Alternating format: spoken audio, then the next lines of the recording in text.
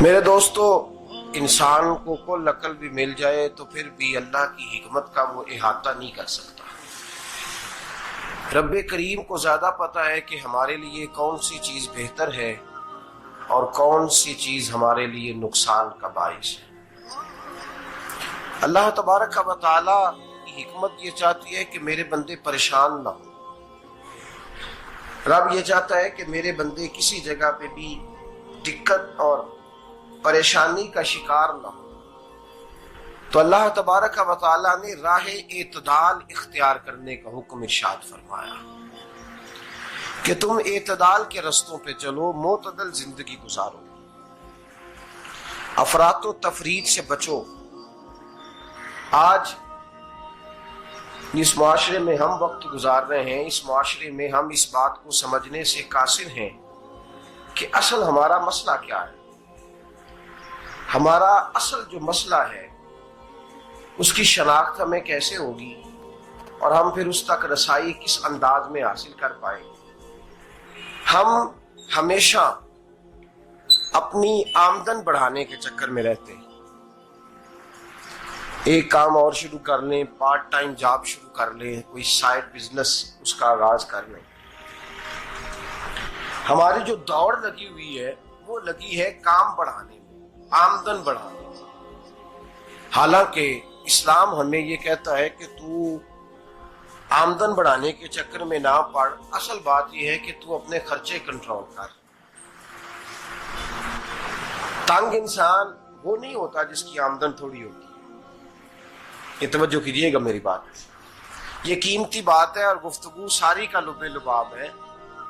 تنگ بندہ وہ نہیں ہوتا جس کی آمدن تھوڑی ہوتی ہے، اصل پریشان وہ ہوتا ہے جس کے خرچے زیادہ ہوتے ہیں۔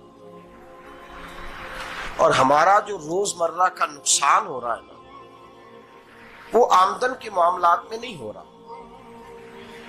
بنیادی نقص جو واقعہ ہو رہا ہے وہ یہ ہے کہ ہمارے اخراجات زیادہ،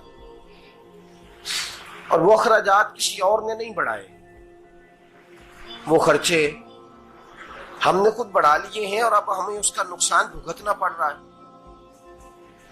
اور اگر آپ صحیح معنوں میں ٹٹولیں تو جو بہت امیر لوگ ہیں وہ تو ان خرچوں سے بچ گئے۔ میں نے بہت سارے ایسے ختمات میں شرکت کی ہے، میں بہت ساری ایسی جگہوں پہ گیا ہوں کہ جہاں لوگوں نے بڑا مختصر سا ختم دلایا ہے تو ہو گیا ہے ختم۔ ختم کے معاملے میں کب کسی نے پابندی لگائی ہے کہ اس میں 200 آدمی شریک ہوگا تو تب یہ سال ثواب صحیح ہو سکے گا؟ کون کہتا ہے؟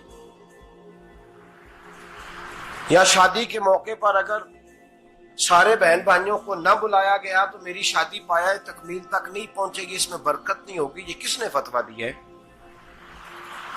معتدل زندگی کا اسلام حکم دیتا ہے۔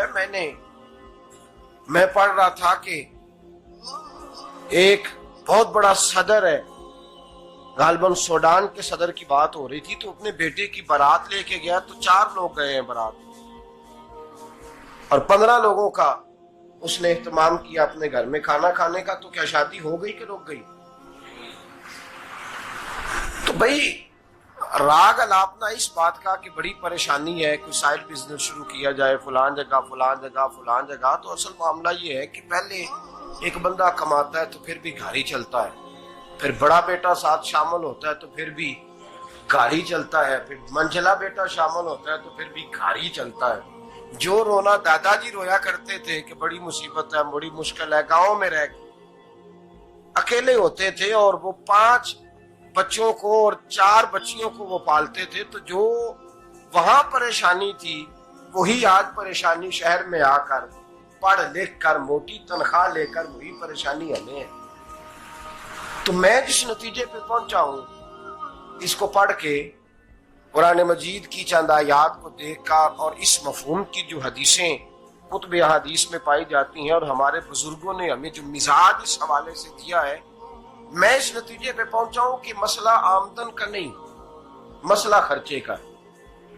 ہمارے خرچے بنیادی طور پر زیادہ، اور اگر پھر ہم زیادہ بوجھ خواتین پہ ڈالتے ہیں کہ وہ مطالبے زیادہ کرتی ہیں، اور اگر آپ مجھ سے پوچھیں تو خواتین کی بھی اگر کسی جگہ کوئی عادت خراب ہوتی ہے تو اس میں اصل کردار اس کا ہوتا ہے جو وہ عادت خراب تو کیوں اپنے گلے سے اتار کے آپ کسی کے گلے میں بات ڈالنے کے چکر میں ہیں؟ وہ خواتین کی طبیعت نہیں ایسی ہے. اصل بات یہ ہے کہ ہم نے عادت ڈالی ہے, ہم نے یہ مزاج ان کو دیا تو ان کا بنا ہے, نہ کیسے بن سکتا. تو اعتدال جب تک زندگی میں نہیں ہوتا, پانی پیاس بجھاتا ہے لیکن ایک گلاس ہی ہو تو پیاس بجھاتا ہے, بالٹی کو منہ کو لگائے گا تو کپڑے بھگو دے گا اس کے. حالانکہ پانی بری چیز کا نام نعمت ہے نا بہت بڑی اللہ کی, لیکن پیالے میں ہی اچھا لگتا ہے. کوئی مٹکا منہ کو لگائے گا تو تانگ ہوگا, پیالہ ہی بہتر ہے اس کے لیے. تو میرے دوست, مٹکے سے بھی بعض اوقات کام چل جاتا ہے, لیکن اگر کوئی کہے نہیں مجھے دریا ہی چاہیے تو اس کا تو گھر بہ جائے گا, سارا گھر بہ جائے گا اس کا. ہمیں دریا قابو کرنے کا موڈ بنایا ہوا ہے تو اس سے گھر بہا کرتے ہیں, اس سے گھر بنا نہیں کرتے. گھر پیالے سے پانی پینے سے بنتا ہے. اگر تو دریا پہ قبضہ کرنے کا موڈ بنائے گا تو گھر بنے گا نہیں, گھر بہ جائے گا. آگ نہ ہو تو کھانا پک نہیں سکتا, لیکن ہلکی آنچ سے کھانا پکتا ہے. اور اگر آنچ تیز کر دی جائے تو جی قرینے قیاس بات کر رہا ہوں, میں عقل سے ماورا نہیں کر رہا. قرینے قیاس سمجھانے کے لیے مثالیں دے رہا ہوں.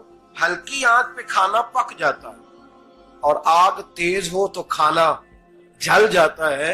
تو کھانا اتنی دیر کھانے کے قابل رہتا ہے جب تک وہ ہلکی آنچ پہ پکتا ہے. تو جتنی مرضی تو کہتا ہے نہیں میرا گزارے نہیں, آگ تیز ہونی چاہیے, تو میاں جل جائے گا, جل جائے گا. ہوا نہ ملے تو سانس نہیں آتی, ٹھیک ہے, آکسیجن نہ ہو تو سانس, ہوا نہ چلے تو گزارا نہیں ہوتا. لیکن اگر تیز چلے نا, اگر تیز چلے تو آندھی اور طوفان بن جائے تو چھتیں گرا دیتی ہے, جانیں لے لیتی ہے. ہم ہیں طوفان کے چکر میں, ہم ہیں دریا کے چکر میں, ہم ہیں بڑے لاؤ کے چکر میں. تو میاں ہلکی آنچ ہی اچھی ہے, یاد رکھ. اور ایک گلاس پانی کا اعتدال سے ملتا رہے تو وہی ملتا رہے, ضرورت کے وقت وہی بہتر ہے. تو پورے دریا پہ قبضہ کرنے کا پروگرام نہ بنا, تانگ ہو جائے گا. اور میرے عزیز یاد رکھ, ہوا سانس لینے کے مطابق ملے تو وہی اچھی ہے, جو سانس بند کرنے پہ آ جائے وہ ہوا اچھی. ہم نے چکر چلا لیا ہے کہ زیادہ پیسہ, راتوں رات پیسہ, لمبا پیسہ, یہ پلاٹ بھی میرا, وہ پلاٹ بھی میرا, گجرانوالہ بھی, گجرات بھی, لالا موسیٰ کھاری اور پنڈی تک جہاں میں جاؤں میرے نام کی تختیاں لگی ہوئی ہونی چاہیے.